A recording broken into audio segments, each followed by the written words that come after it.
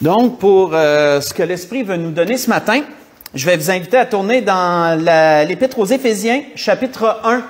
On va lire du verset 1 au verset 10 pour introduire le sujet de ce matin dans l'Épître aux Éphésiens, chapitre 1, verset 1 au verset 10. Et je le dis pas souvent, mais si vous avez des cellulaires, mettez-les en sourdine, s'il vous plaît.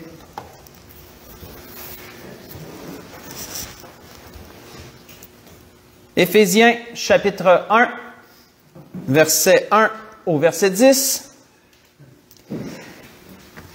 C'est l'apôtre Paul qui parle à cette église, et à l'église aux Éphésiens, et il est dit, Paul, apôtre de Jésus-Christ, par la volonté de Dieu, aux saints qui sont à Éphèse et aux fidèles en Jésus-Christ. Que la grâce et la paix vous soient données de la part de Dieu notre Père et du Seigneur Jésus-Christ. Béni soit le Dieu et Père de notre Seigneur Jésus-Christ, qui nous a bénis de toute bénédiction spirituelle dans les lieux célestes en Christ.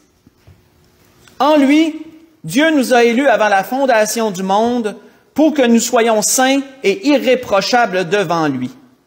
Il nous a prédestinés dans son amour à être ses enfants d'adoption par Jésus-Christ, selon le bon plaisir de sa volonté, pour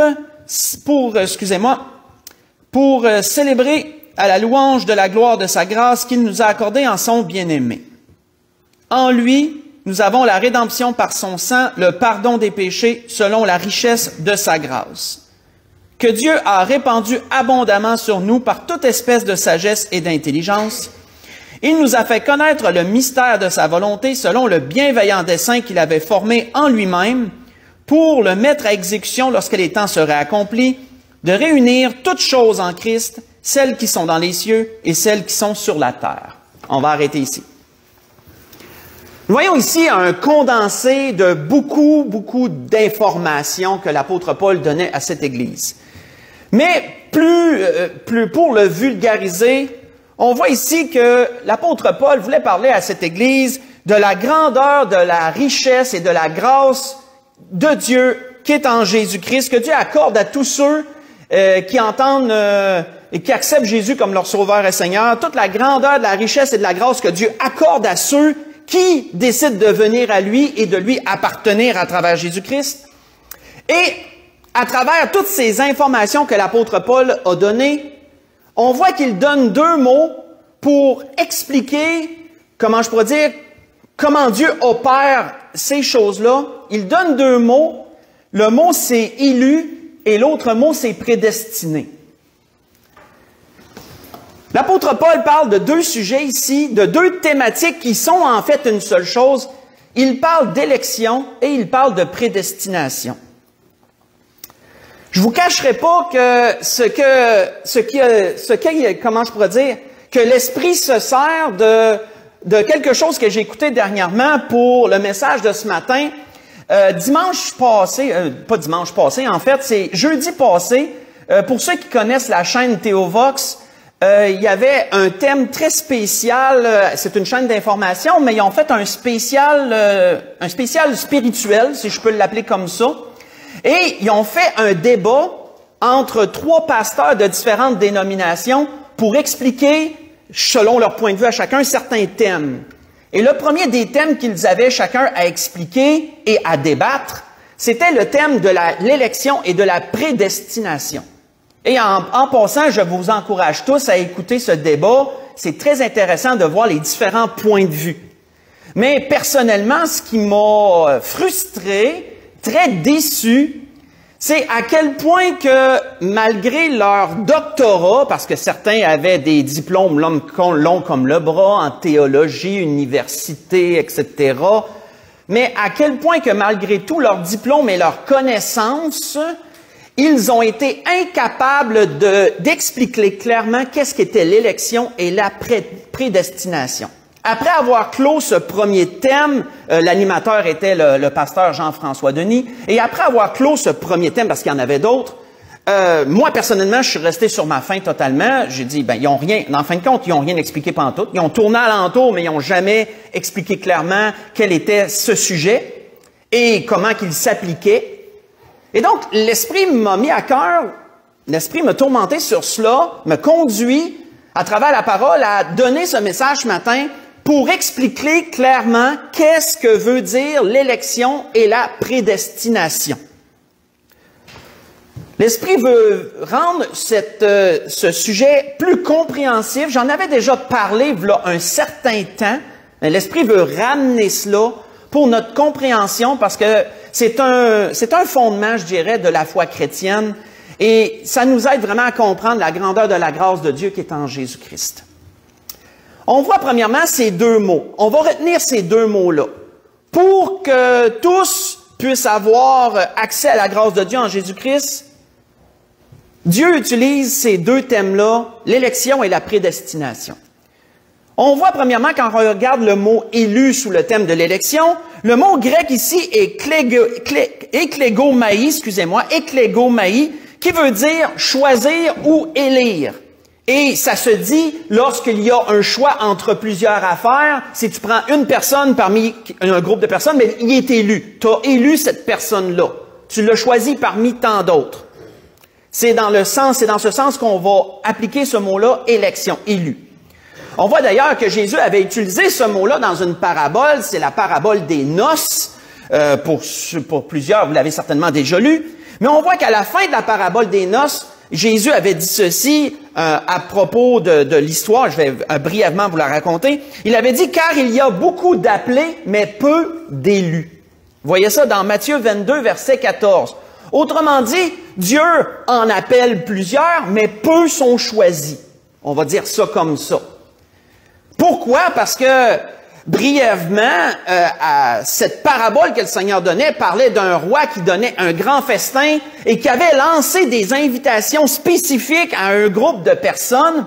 Et toutes ces personnes qui avaient reçu l'invitation du roi à venir aux noces avaient rejeté l'invitation pour toutes sortes de raisons banales. Un avait acheté un champ, voulait aller le voir. L'autre avait acheté une paire de bœufs, voulait l'essayer. Toutes des raisons qui sont banales, qui sont en fait des fausses excuses, des plates excuses. Et donc, le roi, étant irrité de ce rejet de ceux qui avaient été conviés, avait décidé d'aller chercher tous ceux qui étaient dans la ville, qui étaient pauvres, qui étaient estropiés, qui étaient laissés pour compte, qui avaient envoyé ses serviteurs aller chercher ces personnes-là, puis les amener dans la salle des noces pour prendre son repas. Puis même, il y avait encore de la place, fait qu'il a dit, tu vas sortir de la ville, tu vas aller le long des rues, puis tu vas contraindre les gens qui sont là de venir à la salle des noces pour que ma salle soit remplie, parce que tous ceux qui ont été invités ne goûteront pas de mon repas, disait le roi. En d'autres mots, ceux qui avaient été appelés avaient rejeté son appel et donc le roi a élu tous ceux qu'il a trouvés dans la ville et ailleurs pour participer à cet événement grandiose. Vous voyez cette parabole-là dans Matthieu 22, je vous invite à élargir à l'entour du verset 14 pour lire la parabole en entier. Mais ça démontrait aussi ce thème d'élection, d'être choisi parmi tant d'autres. Que toi, tu sois choisi au lieu d'un autre ou un autre, tu as été élu. On voit que le deuxième mot que l'apôtre Paul a employé, c'est le mot prédestiné, sous le thème de la prédestination. Le mot prédestiné en grec est proorizo, qui veut dire prédéterminé ou décidé à l'avance. En d'autres mots, ça se dit lorsque quelqu'un est destiné à l'avance à une certaine chose. Un bon exemple, c'est le verset 11 qu'on n'a pas lu, mais que je vous invite à lire, on va le lire ensemble. Le verset 11, où est-ce qu'on est? Dans Éphésiens chapitre 1, le verset 11, on voit qu'il nous est dit que en lui, en Jésus-Christ, nous sommes devenus héritiers, ayant été prédestinés, suivant la résolution de celui qui opère toutes choses d'après le conseil de sa volonté. En d'autres mots, admettons là qu'un roi, c'est sûr qu'aujourd'hui ça s'applique plus vraiment, mais vous avez assez écouté des films historiques et lu d'histoire pour comprendre que si un roi avait un fils, ben l'avenir de ce fils était tout tracé d'avance. Ça allait devenir le futur roi. C'était comme son devoir, il n'y avait pas le choix. Pourquoi? Parce qu'il était prédestiné. Il était destiné à l'avance à devenir roi. Dès que le roi avait un fils, oublie ça, Ses choix ne comptaient pas à ce fils-là. Il allait devenir roi, puis il fallait qu'il se prépare à cette tâche-là. Il était préparé à ça. Il avait été prédestiné. Donc, élection, c'est d'être choisi parmi tant d'autres. Et prédestiné, c'est être destiné à l'avance à quelque chose. L'apôtre Paul apportait ces deux pensées aux Éphésiens en disant que vous avez eu accès à la grâce de Dieu en Jésus-Christ. Pourquoi? Parce que vous avez été choisis avant la fondation du monde. Ça remonte à loin, là, ça remonte à pas mal plus loin que ma naissance ou votre naissance physique. Vous avez été choisis avant la fondation du monde par Dieu et vous avez été prédestinés, destinés à l'avance, à hériter de son royaume, à hériter de la vie éternelle. C'est quelque chose quand on pense à ça. Que Dieu ait des capacités aussi infinies que ça. Et on n'a pas fini. Si vous voulez tourner avec moi, on va aller dans Romains chapitre 9, on va continuer. Dans Romains chapitre 9, on va continuer à creuser cette idée pour bien expliquer qu'est-ce que l'élection et la prédestination. L'Esprit a beaucoup de choses à dire sur ce thème ce matin pour nous expliquer, nous aider à comprendre la grandeur de la science de Dieu. Mais on a vu ce que les mots voulaient dire et un peu leur application de base, choisie parmi tant d'autres et destinée à l'avance à quelque chose.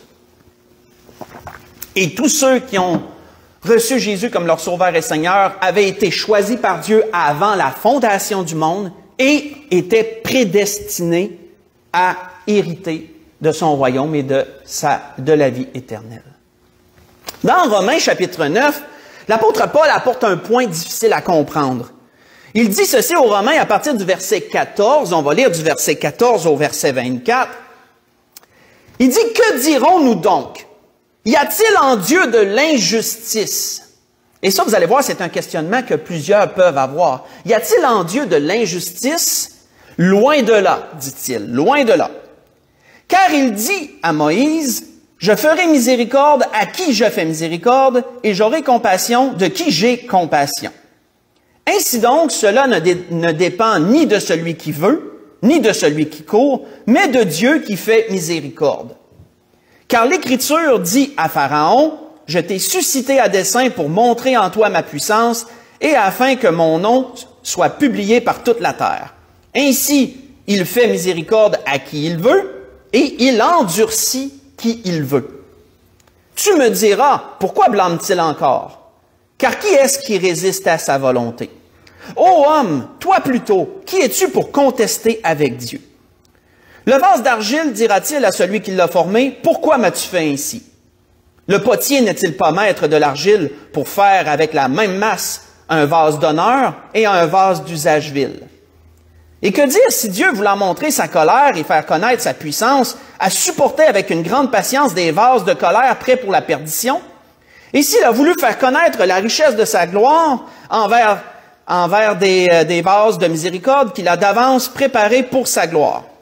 Ainsi, il nous a appelés, non seulement d'entre les Juifs, mais encore d'entre les païens. On va arrêter ici.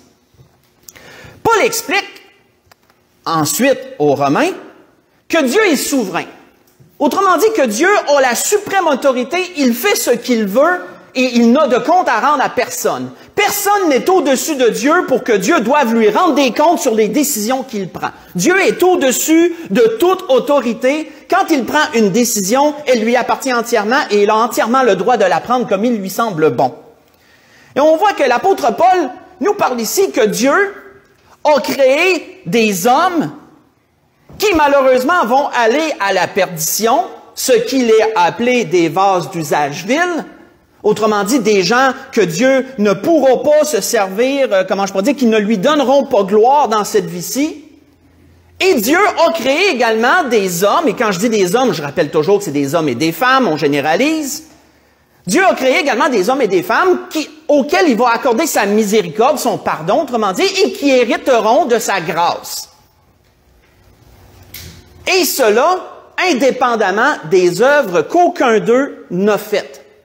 On voit, c'est ce qui nous est dit au verset 11 du même chapitre, du chapitre 9. Si on recule au verset 11, Il est dit, « Car les enfants n'étaient pas encore nés, ils n'avaient fait ni bien ni mal, afin que le dessein d'élection de Dieu subsiste, sans dépendre des œuvres, et par la seule volonté de celui qui appelle. » Et donc ici, c'est sûr que ça amène des questionnements.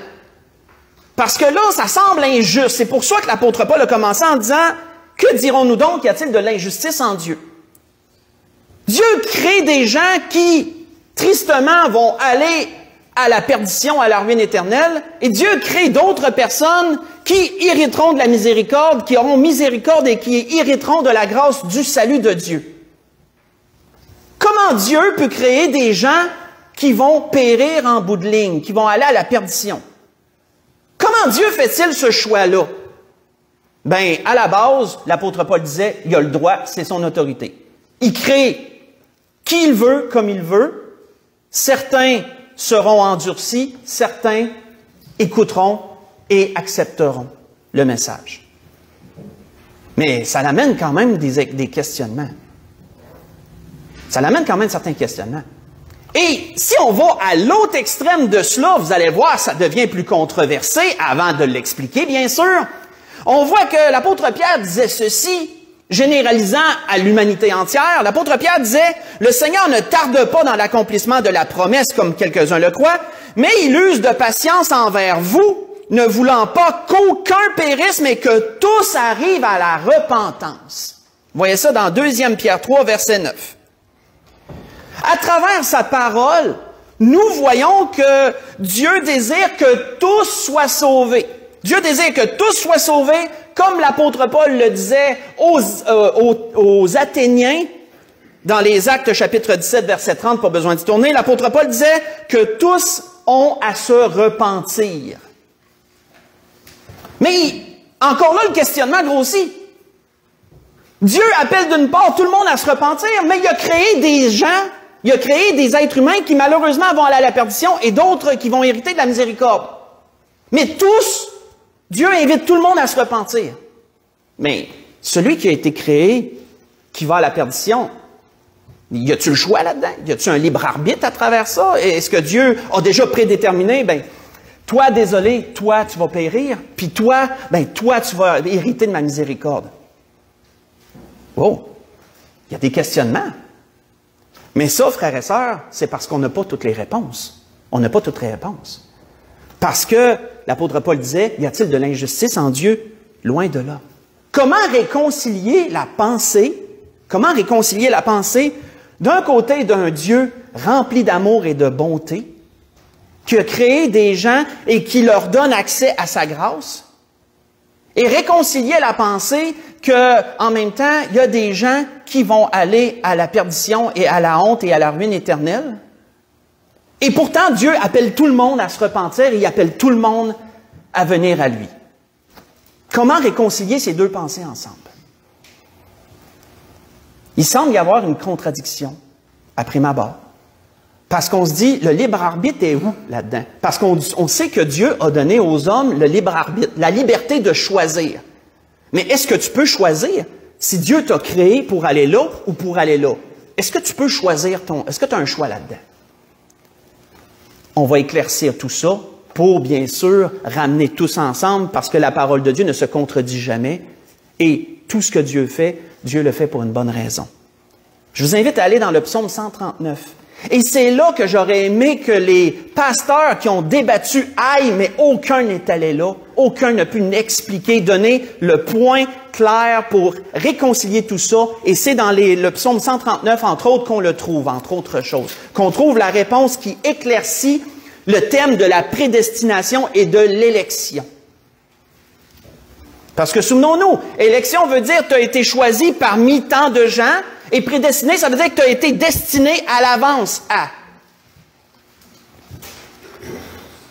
Comment se fait-il que Dieu ait choisi certaines personnes pour hériter de sa grâce et qu'il les a prédestinés à la vie éternelle et au royaume, et que d'autres ont été choisis pour la perdition et prédestinés malheureusement à la ruine éternelle? Pourquoi? Pourquoi? Où est le libre arbitre là-dedans? Où est la capacité à l'homme de choisir sa voie à travers ça? Le psaume 139, David ici nous explique un point qui met en lumière, qui réconcilie tout ça. On voit qu'à partir du verset 14 du psaume 139, psaume 139, à partir du verset 14 au verset 18, David dit ceci: « Je te loue de ce que je suis une créature si merveilleuse. » Il dit ça à Dieu, là. « Tes œuvres sont admirables et mon âme le reconnaît bien. Mon corps n'était point caché devant toi lorsque j'ai été fait dans un lieu secret, tissé dans les profondeurs de la terre. Quand je n'étais qu'une masse informe, tes yeux me voyaient, et sur ton livre étaient tous inscrits les jours qui m'étaient destinés avant qu'aucun d'eux n'existe. Que tes pensées, ô Dieu, me semblent impénétrables, que le nombre en est grand. Si je les compte, elles sont plus nombreuses que le grain de sable. Je m'éveille et je suis encore avec toi. » On va arrêter ici. Ce que David révèle ici, frères et sœurs, c'est que Dieu n'est pas seulement souverain, mais que Dieu a également la préscience.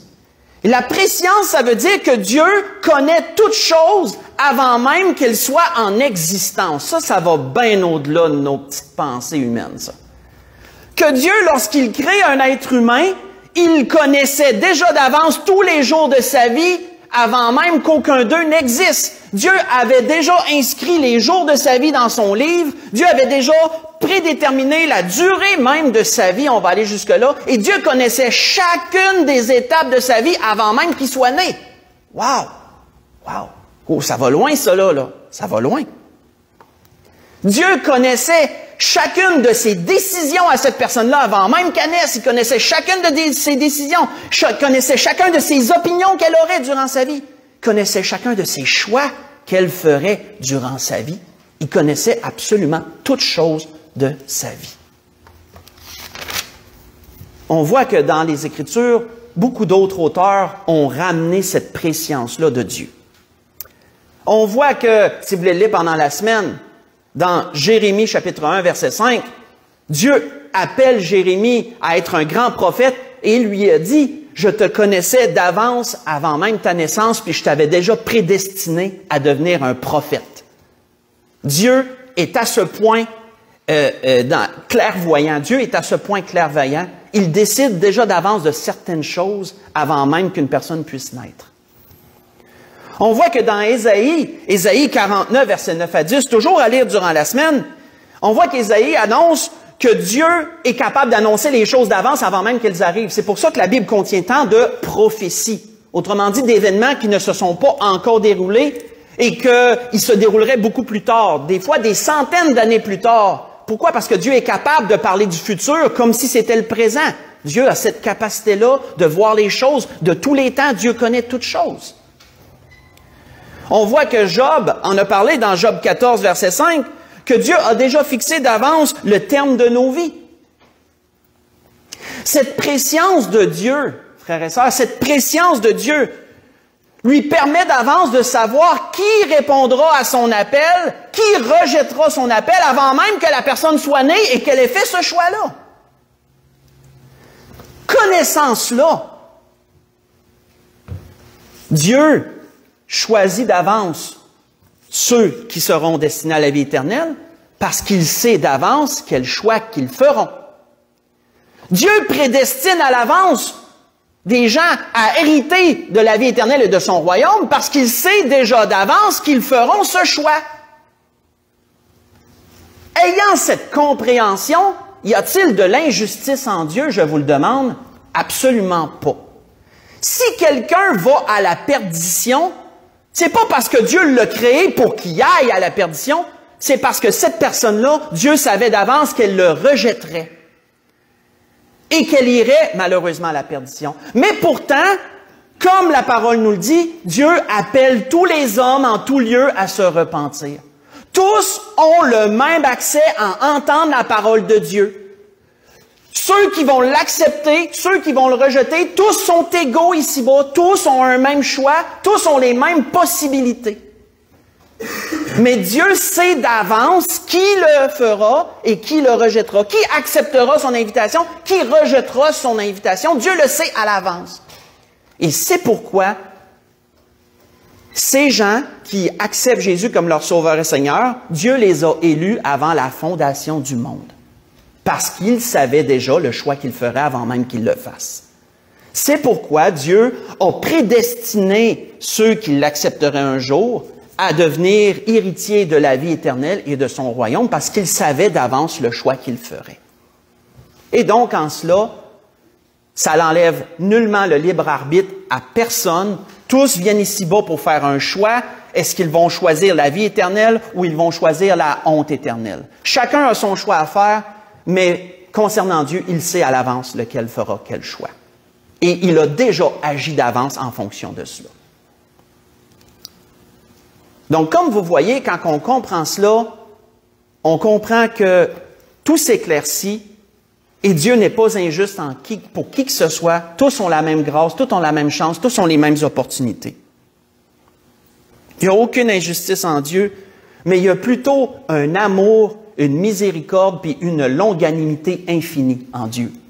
Parce qu'imaginez, Dieu, et là je vais aller plus loin, Dieu, lorsqu'il a créé ses anges, les anges ont le libre arbitre. Si vous regardez selon les Écritures, les anges ont le même libre arbitre que nous. Les anges ont la capacité de choisir également ce qu'ils vont faire. Et c'est pourquoi que lorsque Satan, autrefois appelé Lucifer, l'ange de lumière, l'ange parfait, comme il est décrit selon les Écritures, a décidé de se révolter contre Dieu, et que Dieu a dû créer un lieu de tourment qui s'appelle l'enfer, une prison pour Satan et pour tous les anges qui l'ont défié, qui sont allés dans cette révolte contre lui. L'enfer a été créé, premièrement, pour les anges qui se sont révoltés contre Dieu, c'est ce que la Bible nous dit. Et Satan étant leur chef, parce qu'il voulait élever son trône au-dessus de Dieu, il voulait devenir Dieu, en fin de compte. Mais Dieu a quand même permis à Satan d'exister. Dieu a quand même permis à Lucifer d'exister et d'amener tout le trouble que vous connaissez. C'est quelque chose. Dieu aurait bien pu dire, lorsqu'il a créé cet ange parfait, « Ah, je sais quel choix qu'il va faire. On va l'éliminer tout de suite en partant, on va éteindre ça, comme ça on n'a plus de problème. » Non, Dieu lui a permis quand même de venir en existence. Ainsi que tous les anges qui l'ont rejeté, qui l'ont défié Dieu et qui l'ont rejeté. Et Dieu fait la même chose avec les êtres humains. Même si un être humain va le rejeter toute sa vie, même cette juge que j'ai parlé tantôt, qui a dit que, selon elle, la religion ne devrait même pas avoir de place dans les lieux publics, Dieu savait déjà d'avance qu'elle dirait ça un jour. Dieu savait déjà d'avance quel choix qu'elle ferait par rapport à lui ou quel choix que quelqu'un d'autre. Puis est-ce que Dieu s'est épargné du mal? Est-ce que Dieu s'est épargné cette peine de dire, tous ceux qui vont me rejeter, je les créerai pas. Hein, je vais juste créer des gens qui m'aiment, puis comme ça, j'aurai pas de problème. Et qui d'entre nous aurait fait ça? On aurait sans doute tout fait ça, mais pas Dieu. Dieu permet quand même à des gens qui vont le rejeter toute sa vie, qui vont blasphémer son nom, qui vont tout faire pour être en révolte contre lui, il leur permet d'exister. Et il leur permet de vivre parfois un grand nombre d'années. Quand même. Ça, frères et sœurs, il faut avoir un amour absolument incompréhensible pour être capable d'endurer ce genre de choses-là, et Dieu le fait. Dieu le fait.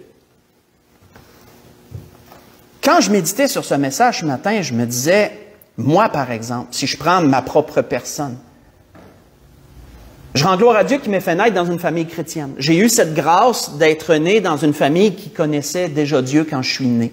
J'ai été élevé dans la compréhension de la Bible et la parole de Dieu, mais j'ai eu quand même à faire mon propre choix.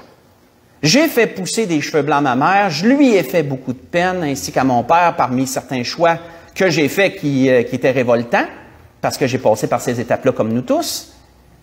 Et malgré cela, Dieu a permis quand même que je vienne à lui un jour.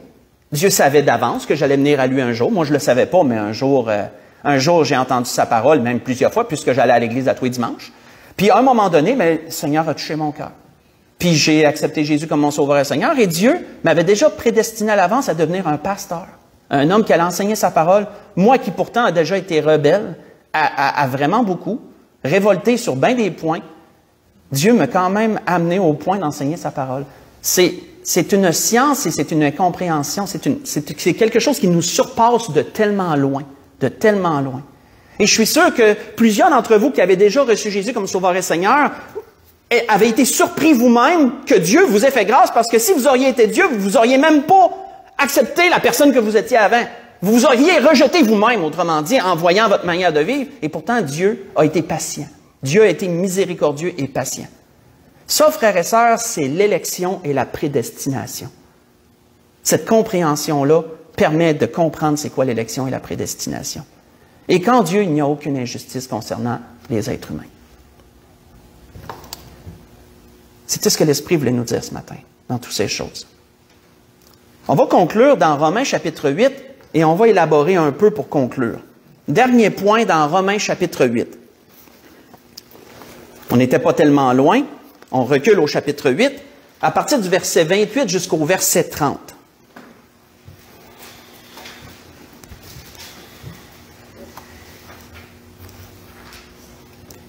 Il y est écrit, « Nous savons du reste, disait l'apôtre Paul, que toute chose concourt au bien de ceux qui aiment Dieu, de ceux qui sont appelés selon son dessein. »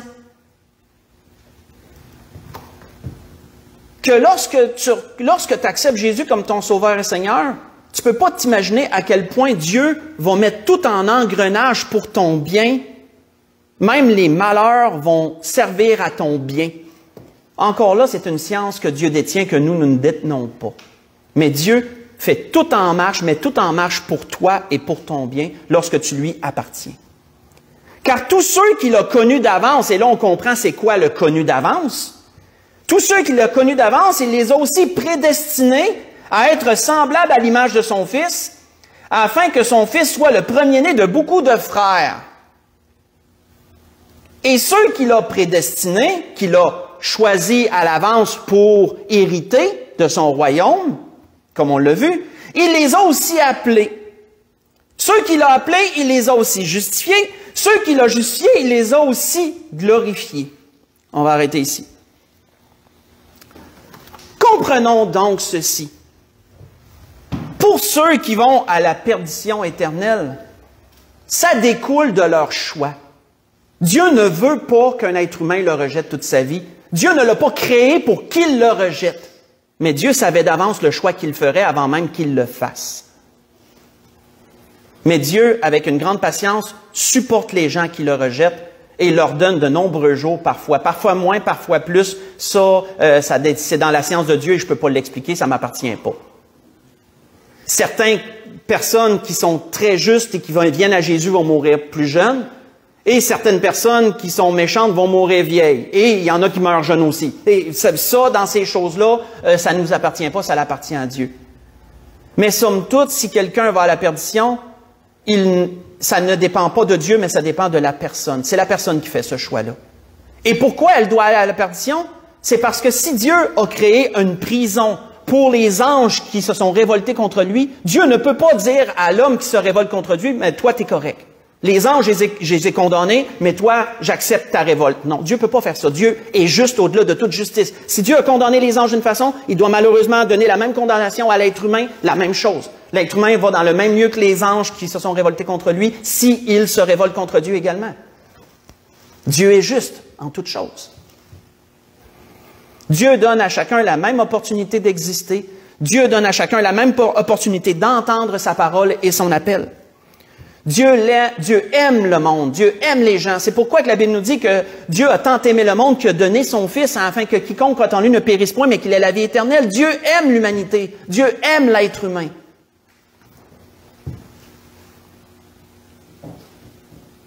Mais, puisque plusieurs le rejettent, malheureusement, ils vont hériter de la même condamnation que les anges en question qui se sont révoltés contre Dieu.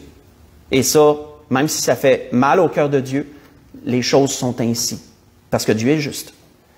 Mais comme l'apôtre Paul disait ici, et je conclus complètement là-dessus, comme l'apôtre Paul disait ici, pour ceux qui d'avance, je veux dire, Dieu savait d'avance qu'ils allaient faire un choix un jour, qu'ils allaient accepter Jésus comme leur Sauveur et Seigneur, qu'ils recevraient l'invitation de Dieu, Dieu le savait d'avance. C'est pourquoi Dieu les a élus avant la fondation du monde. C'est pourquoi Dieu les a prédestinés dans son amour à être ses enfants d'adoption. Et c'est pourquoi l'apôtre Paul disait que après, et ceux qu'il a prédestinés, il les a aussi appelés. Un jour, et même parfois plusieurs jours, Dieu leur permet d'entendre la parole.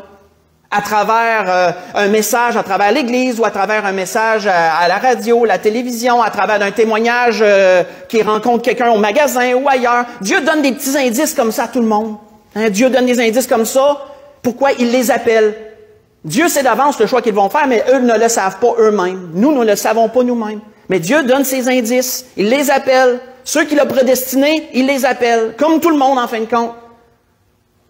Mais ceux qui sont appelés et qui répondent à l'appel, qu'est-ce qui est dit? Dieu les justifie. Dieu a envoyé son Fils mourir à la croix pour leurs péchés, pour les péchés de l'humanité, mais il faut que tu l'acceptes. Donc ceux qui entendent l'appel et qui acceptent, Dieu les justifie. Dieu les lave par son sang à travers Jésus-Christ, par son sacrifice, ils sont lavés de leurs péchés, ceux qui acceptent, et ainsi ils sont réconciliés avec Dieu à travers Jésus-Christ. Ils sont justifiés, que la Bible nous dit. Et ceux qu'il a justifiés, il les a aussi glorifiés. Il les destine à sa gloire éternelle. Ce sont toutes des étapes. Ce sont toutes des étapes. Et Dieu va marcher au rythme de chacun. Certains vont entendre la parole, vont l'accepter tôt. Certains vont attendre longtemps. Mais d'une façon ou d'une autre, Dieu connaît toutes choses à l'avance. Et c'était ce que l'Esprit voulait nous expliquer ce matin à propos de l'élection et de la prédestination. Mais encore ce matin, l'Esprit veut donner l'opportunité à chacun de pouvoir faire ce choix et de pouvoir recevoir Jésus comme Sauveur et Seigneur. C'est pourquoi au dernier cantique qu'on va chanter, je vais me tenir en avant. Et si quelqu'un est touché dans son cœur et si quelqu'un veut accepter Jésus comme son Sauveur et Seigneur, Dieu le sait d'avance ce qu'il va faire. Moi, je ne le sais pas. La personne le sait sans doute. Qui que ce soit, Dieu va lui donner l'opportunité de se révéler ce matin. Et tout ce que la personne a à faire, c'est d'accepter Jésus comme son sauveur dans son cœur et de venir me voir et de le confesser. Et ensuite, elle pourra entreprendre cette réconciliation, sera réconciliée avec Dieu et entreprendre son cheminement avec le Seigneur, avec l'Église. Donc, on peut y aller avec un dernier cantique. Je vais me tenir en avant.